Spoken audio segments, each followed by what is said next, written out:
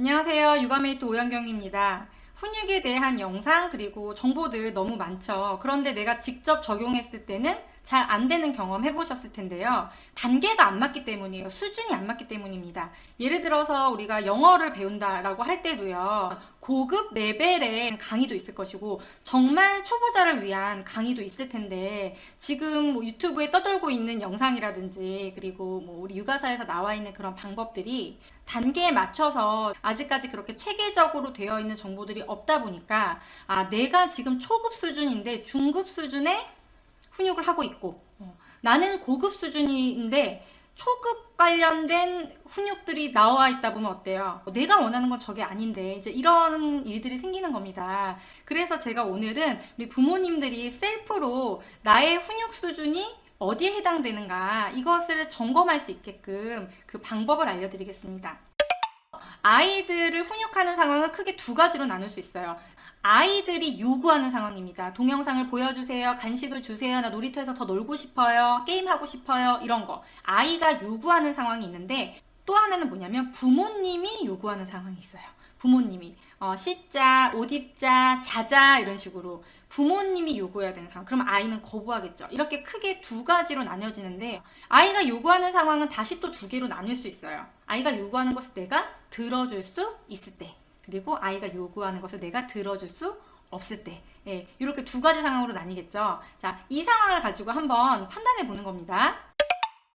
자, 아이가 무언가를 요구합니다. 엄마, 나 간식 먹고 싶어요 라고 얘기를 하는데 내가 그것을 들어줄 수 있어요. 그러면 그때 한번 즐겁게 지시하기를 해보는 거예요. 이거 초콜릿 먹고 싶어? 여기 앉아봐. 즐겁게 아이가 원하는 것에 대해서 좋아하는 것 무언가를 요구했을 때 그때 뭘 한다? 즐겁게 지시하기를 해보는 겁니다. 자, 이런 걸 했을 때 아이가 소파에 누워서 엄마가 갖다 줘 라고 하거나 짜증내거나 이런 뭐예요? 해달라는 것을 해주면서 그것도 단호한 것이 아니라 여기서 엄마가 줄까 여기 앉아있어 라고 즐겁게 이야기를 했는데 받아들이지 않는다면 자, 이것은 뭘 의미하느냐?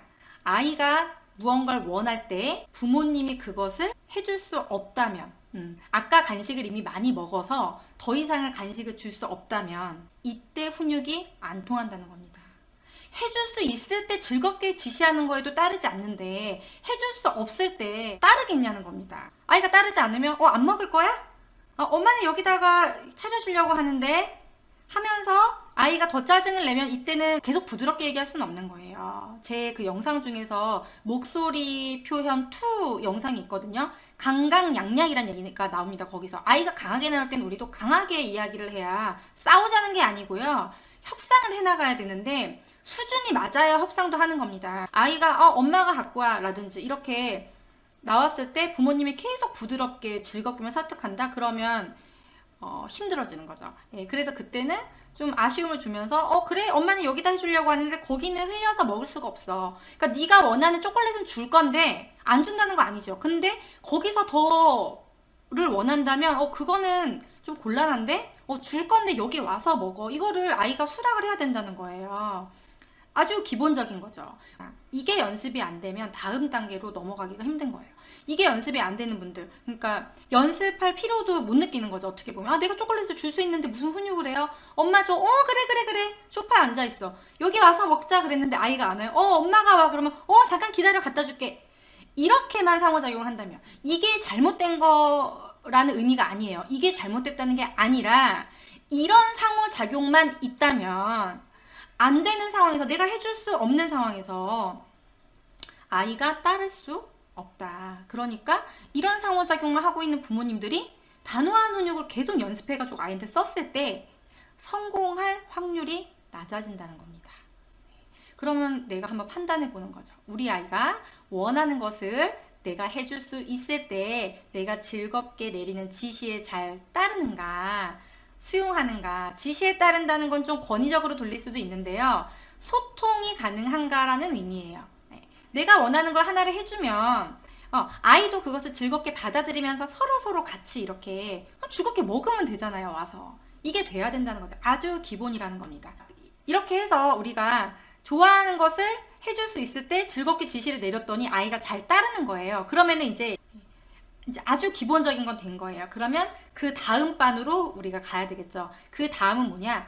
아이가 원하는 것을 우리가 해줄 수 있을 때 단호하게 얘기할 때 아이가 따를 수 있는가? 이거는 뭐냐면 사실은 안 되는 거야. 간식을 이미 많이 먹었어요. 원래는 안 되는 거지만 아이랑 얘기를 하다 보니까 뭐 해줘도 될 것 같아. 이런 상황들 있잖아요. 그럴 때는 명분을 가지고 우리가 그것을 허용해 줄 수도 있습니다. 그러면 이거를 막 즐겁게 사실은 안 되는데 하나만 먹자. 이렇게 얘기하는 건 오히려 놀리는 느낌이 들죠. 진지하게 아이랑 대화할 수 있어야 돼요. 진지하게. 단호함이라는 거는 엄격한 것이 아니라 좀 진지한 느낌에 더 가깝습니다. 진지하고 중요한 느낌으로 아이랑 얘기를 하는데 듣기 싫어한다든지 즐겁게 얘기할 때만 지시에 따르고 뭔가 중요한 느낌으로 아이랑 대화를 할 때 그러니까 싫은 거죠. 그 분위기가. 근데 그런 대화를 시작할 때 안 해주겠다는 게 아니잖아요. 지금. 해주겠다는 거잖아요. 해주겠다는데 따르지 않고 이게 자꾸 짜증으로 가거나 울음으로 가거나 이런 상황으로 간다면 해줄 수 있을 때 우리가 단호한 지시하는 연습들을 좀 해봐야겠구나. 이렇게 판단을 하셔야 돼요. 훈육이라는 게 아이의 행동을 멈추는 거라고 생각하면은 해줄 수 없을 때만 훈육을 하게 됩니다. 그런데 저는 항상 훈육을 큰 범위에서 가르치는 모든 것이라고 말씀을 드리거든요. 그러면 훈육은 내가 무언가 해줄 수 있을 때 이때도 훈육을 할 수 있는 거예요. 훈육은 뭐야? 행동을 멈추는 게 아니라 생각을 가르치는 것이니까, 가치를 가르치는 것이니까 간식을 주면서 조절은 해야 되는 거야. 이거를 먹고 또 먹는다 그러면 더 이상은 줄 수가 없어. 이런 얘기들을 우리가 할 수 있잖아요. 이거를 단호하게 주면서 할 수 있다는 거예요. 그런 훈육도 있는 겁니다. 즐겁게 지시에 따르는 것이 되는데 단호하게 얘기를 할 때는 아이가 기분 나빠하거나 받아들이지 못하고 이 단계에서 진행이 안 된다면 내가 무언가 해줄 수 있는 상황에서 아이랑 진지하게 대화하는 이런 훈육을 많이 안 했구나. 내가 아이한테 좀 허용해주고 있는 것들 중에 약간 애매한 거, 기쁘게만 허용해줄 수 없는 그런 상황들이 뭐가 있을까를 생각해 보시고 그것에 대해서 아이랑 중요한 느낌으로 진지하게 대화를 나누는 연습들이 필요하다. 이렇게 판단하시면 됩니다. 이렇게 해서 1단계, 2단계가 되면은 그 다음 단계로 넘어갑니다. 그 다음 단계는 뭐예요? 해줄 수 없는 상황 있죠. 이미 너무 간식을 많이 먹어서, 이미 시간이 너무 많이 늦어서 더 이상은 놀으라고 얘기할 수 없는, 더 이상 간식을 줄 수 없는 그런 상황들 있잖아요. 그때도 우리가 확실하게 아이에게 안 된다는 걸 전달할 수 있어야 되거든요. 안 되라는 메시지를 줘야 돼요. 그러면 안 된다는 메시지만 강조하는 게 아니라 대신에 다른 대안이 있어야 됩니다. 그 대안은 지금 당장의 대안일 수도 있어요. 간식을 달라는 아이에게 초콜릿은 좀 힘들지만 오렌지 주스나 아니면은 뭐 빵을 먹을 수는 있어 라든지 아니면 미래형 대안, 지금은 안 되지만 내일은 엄마가 초콜릿을 이렇게 포장돼 있는 거 맛있는 거 사서 줄 거야. 이렇게 욕구를 이건 지연하는 거죠. 좀 더 높은 수준의 그 훈육인 겁니다. 아이 입장에서도 조절이 가능해야 되는 거예요. 그것이. 그러면 그냥 안 된다는 것이 아니라 이것은 안 되지만 다른 게 뭐가 되는지 이제 매력적인 대안을 주는 거죠. 이때 매력적인 대안을 선택하는가.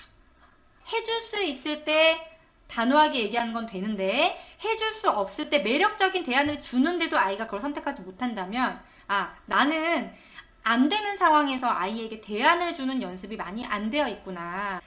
이것을 알아야 되는 거죠.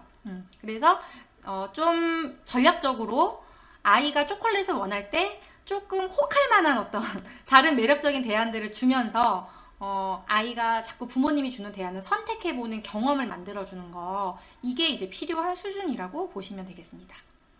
마지막은 아이가 원하는 것을 해줄 수 없는데 매력적인 대안도 아이가 선택하지 않고 또는 대안을 줄 수 없는 그런 상황들이 있습니다. 그러면 그때는 한계 설정이라는 걸 해야 돼요. 뭐 간식을 계속 달라고 해요. 줄 간식도 없고 대안도 없어요. 자야 돼요. 예를 들면은 이런 상황이 됐을 때 부모님이 지금 계속 여기서 울고 있을 거니 아니면 들어가서 엄마랑 누워서 마사지도 하고 내일 어떤 간식 먹을지 찾아볼 거니. 매력적인 아이 입장에서 대안은 아니지만 어쨌든 이 상황은 계속 갈 수가 없는 거고 매듭을 지어야 된다는 걸 아이한테 확실하게 전달하는 게 이제 한계 설정이에요. 명확하게 부모님이 여기까지야 라는 기준을 말해주면서 아이가 선택하게끔 해주는 거예요. 그냥 어떤 막연하게 얘기를 해서 울다 지치는 것이 아니라 똑같이 울더라도 내가 여기서 울 것을 선택할 것인가, 들어가서 엄마랑 내일 먹을 간식을 고를 것인가. 이거는 매력적인 대안 중이랑 조금 다른 겁니다. 흑과 백이 명확한 이 두 가지 중에서 하나를 선택하게끔 아이에게 딱 제시를 하는 거예요. 한계 설정. 1단계부터 볼게요. 좋아하는 것을 해줄 수 있을 때 즐거운 지시에 따르는가. 해줄 수 있을 때 사실은 원래 안 되는 건데 해줄 거야 내가. 그때 이것을 단호하게 중요한 느낌으로 전달하는데 아이가 그 안에서 지시에 따르는가. 세 번째, 해줄 수 없을 때 대신에 다른 매력적인 대안이 있다. 또는 그 욕구를 지원하면 내일이 되면 이런 일들이 있다라는 것에 대한 대안을 주는데 아이가 선택할 수 있는가. 그리고 마지막에는 모든 것을 해줄 수 없을 때 명확하게 한계를 지어줬을 때 그 중에서 하나라도 선택을 하는가. 이렇게 해요. 그러면 이 네 가지가 다 되는 아이들이 있고요. 마지막만 된다 이런 분들도 있을 거예요. 그러면은 이게 이제 문제가 생기는 겁니다. 마지막만 된다는 거는 앞에 있는 것들을 아이가 안 하는 게 아니고요. 부모님이 이런 훈육을 안 해본 거예요. 그리고 한계 설정만 하는 거죠. 그러면 한계 설정이라는 훈육은 필요한 굉장히 중요한 훈육법이긴 한데 앞에 것들을 건너뛰고 한계 설정만 한다는 거는 굉장히 아이에게 그 훈육이 강압적으로 느껴지는 겁니다. 타협이 안 된다 엄마는. 애매모호하게 그냥 시간이 흘러가다가 결국에 내가 여기서 뚜껑 열렸을 때 너 이거 할 거야 안 할 거야 약간 이런 식으로 선택권을 주거나 생각하게끔 만들어주는 것이 아니라 그냥 강압적으로 행동을 통제할 때 이런 한계 설정 훈육을 잘못 사용하고 있을 가능성. 이런 단계들을 다 거쳐서 내가 평상시에 엄마가 즐겁게 간식을 줄 때 지시에 따라본 경험도 있고 때로는 안 되지만 엄마가 한계를 더 주면서 이게 마지막이라는 그런 이야기를 단호하게 전달할 때 그것을 내가 수긍하면서 간식을 받아본 경험도 있고 간식이 먹고 싶었는데 없을 때 다른 간식이나 다음날 더 맛있는 간식을 엄마가 사주면서 그거에 대한 욕구가 충족돼 본 경험이 있는 아이들에게는 지금은 할 수가 없어. 지금 여기서 계속 너는 울고 있을 거야. 엄마랑 들어가서 같이 어떤 간식 먹을지 골라볼 거야 라는 이 한계 설정이 어떤 협상의 과정 중에 하나로 느껴지는 거죠. 근데 이런 걸 다 건너뛰고 이것만 된다 그러면 엄마는 엄마 마음대로만 하는구나. 강압적으로 나를 끌고 가는구나 라고 아이가 오해를 하기 때문에 부모님이 이렇게 통제하지 않아도 아이가 스스로 간식을 조절하게 만드는 수준의 어떤 훈육으로 끌고 가기에는 굉장히 어렵다 라는 겁니다. 대부분의 훈육 영상들을 보면은 이런 한계 설정에 대한 거를 원하시죠. 그리고 그게 필요하다고 생각이 들어요. 아이들이 행동 수정이 안 되면. 그래서 저 같은 경우도 그런 단호한 훈육에 대한 것을 방법을 알려드릴 때 조회수도 많고 관심들이 많이 오시는데 그것만이 훈육의 전부가 아니라는 거예요. 그리고 또 때로는 이제 즐겁게 지시에 따르게끔 하는 걸 연습하기 위해서 긍정 훈육이나 이런 영상들을 올리면 그 영상에는 또 안 되라는 말을 안 하고 어떻게 저렇게 아이를 가르치냐라고 하시는데 그것도 하나의 일부분일 뿐인 겁니다. 훈육은 지금 오늘 말씀드린 모든 것들이 다 훈육이고 이런 것들이 종합적으로 이루어졌을 때 아이들의 행동이 진정으로 내적 동기에 의해서 움직일 수 있는 거예요. 그러면 제 영상을 보실 때 어떤 거는 긍정 훈육이니까 뭐 이런 즐거운 지시에 따르는 거라든지 이런 거에 해당되는 부분이 있을 거고 딱 떨어지진 않겠지만 어떤 거는 대안을 주는 방법에 대한 걸 설명하는 것들이 좀 있을 거고 어떤 거는 좀 복합적일 수도 있고 어떤 거는 한계 설정만 좀 강조된 것일 수 있다는 거. 그래서 이 영상을 통해서 우선은 훈육의 다양한 부분들이 있는데 이게 내가 골고루 다 한번 좀 시도를 해봐야겠다. 그리고 순서로 따지자면 1단계부터 해야 되는 거죠. 1단계가 안 되는 분이 4단계만 하면 안 통할 것이고 통하면 뭐예요? 강압적으로 아이가 통제적으로 부모님을 느끼고 있다는 거니까 그래도 앞에부터 다시 시도를 해야 되는 겁니다. 이제 부모님들과 대화를 하다 보면 제가 봤을 때는 훈육을 잘 하시는데 어떤 기재적인 요인이나 이런 것 때문에 어려운 몇 가지가 있는 분들이 있습니다. 근데 이분들이 내가 잘하고 있는지 몰라요. 왜냐? 그 어려운 몇 가지 지금 극복하지 못하고 있는 몇 가지들이 있다 보니까 그러니까 내가 나의 수준을 잘 모른다는 거죠. 반대로 봤을 때 하나부터 10까지 지금 부모님의 눈맞춤의 방법부터 여러 가지들을 알려드리면 그거를 조금만 바꾸면 굉장히 좋아질 수 있는 그런 경우도 있는데 그것도 그 경우에도 인지를 못하는 경우들이 너무 많다라는 거야. 우리 아이가 왜 그럴까요? 저는 해볼 거 다 해봤는데 안 돼요. 라든지 그것까지 신경 쓸 수는 없다. 아이가 알아서 배우는 거 아니냐 이제 이런 분들도 있고 물론 성향도 다르고 다릅니다. 하지만 큰 틀의 방향이라는 건 있는 거예요. 그래서 오늘 이 영상을 보신 후에는 내가 어디에 좀 해당이 되는가, 어디서부터 연습을 해야 되는가를 먼저 점검을 해야 되는 거야. 아, 그래서 내가 훈육이 안 통했구나. 이거를 좀 판단을 해야 되는데, 자, 중요한 게 있습니다. 예를 들어서 나는 1단계도 안 통해요. 그러면 계속 즐겁게 지시하는 것만 연습하면 이게 될까요? 이 순서라는 건 있는 건 맞는데, 이런 분들은 오히려 허용적이고 항상 좋게 좋게 좀 해결하려는 모습들이, 상황들이 있다 보니까 단호한 훈육이 별로 없을 수 있어요. 그래서 내 수준은 지금 1단계에 머물러 있어요. 이것도 안 통해요. 그러면 이분들은 즐겁게 지시에 따르는 것도 연습하지만 동시에 같이 뭘 해야 돼? 내가 해줄 수 있을 때 단호한 지시에 따르게끔 하는 연습도 같이 해줘야 돼요. 이분들이 근데 해줄 수 없는 상황에서 자꾸 대안을 아이한테 설명한다든지 한계 설정을 어설프게 하려고 그러면 오히려 더 역효과가 나는 겁니다. 그래서 지금 1단계도 잘 안 되시는 분들은 1, 2를 적절하게 활용해서 연습을 이제 하셔야 되고요. 매력적인 대안은 아이가 절대 선택을 안 하는데, 그래서 결국에는 한계 설정으로만 가게 되시는 부모님들은 오히려 해줄 수 없을 때 강력한 훈육 말고 해줄 수 있을 때 즐겁게 또는 단호하게 하더라도 어쨌든 해줄 수 있을 때 이런 것들을 대화를 나누면서, 아, 엄마가 항상 안 된다고만 하는 사람이 아니야, 해주는 사람이야 라는 인식을 심어주는 거, 이게 필요할 것 같습니다. 오늘은 여러 훈육 방법들이 있는데 왜 나는 안 통할까? 나는 어떤 수준의 지금 훈육 수준에 머물러 있는가? 초보 단계인가? 중급 단계인가? 이런 것들을 부모님들이 스스로 좀 점검해 볼 수 있는 그런 영상을 준비했고요. 지금 얘기를 듣다 보니까 계속 반복해서 나오죠. 뭐 지시에 따르기라든지, 또 지시에 따르려고 그러면은 눈 맞춤도 돼야 되고, 이게 소통이거든요. 이런 게 배우지 않아도 자연스럽게 되시는 분들은 내가 어렸을 때 부모님이랑 이렇게 눈을 바라보고 소통하거나 사람들과의 그 성향적으로 소통하고 이렇게 협상하고 이런 것들이 좀 익숙하신 분들은 아이를 키울 때도 훈육이 좀 잘 될 거예요. 근데 이런 게 어려운 분들이 있습니다. 이거는 그냥 사람마다 다 생긴 모양, 모습이 다르듯이 그런 거예요. 어떤 분들은 아이랑 놀아주는 거에 있어서는 별로 에너지를 소모하지 않고 즐겁게 놀이를 할 수 있는 분들이 있고, 어떤 분들은 좀 울고 떼쓰는 아이를 잘 설득하고 대안을 잘 생각해내는 부모님들도 있고, 어떤 부모님은 요리를 잘하는 부모님도 있고, 그 부모의 역할 중에서 여러 가지 중에 이제 훈육은 어떻게 보면 한 가지 요소인데,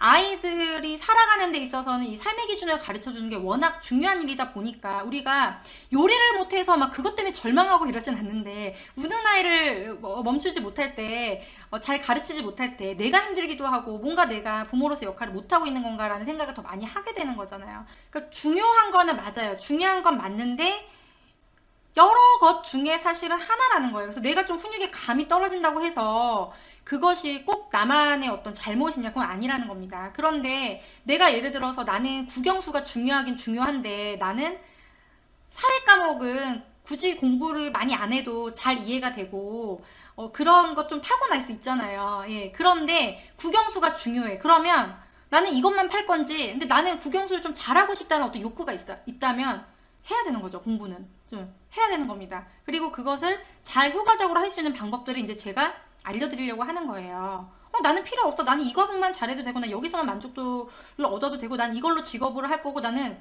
상관없어. 이 과목만 보는 어떤 학교가 있어. 난 거기로 갈 거야. 그러면은 아무래도 이 중요도가 남들은 중요하다 그래도 좀 떨어지겠죠. 그런 부모님들도 있을 거예요. 근데 이 영상을 보시는 부모님들은 조금 더 잘 키우고 싶고, 조금 더 수월하게 육아를 하고 싶고, 좀 더 쉬고 싶다, 이런 욕구가 있는 분들이니까, 그러면 제가 알려드리는 것들을 차근차근 잘 따라와 주시면 좋겠어요. 그래서 이 훈육의 기본을 다질 수 있는 영상들을 앞으로 하나씩 하나씩 제가 풀어보겠습니다.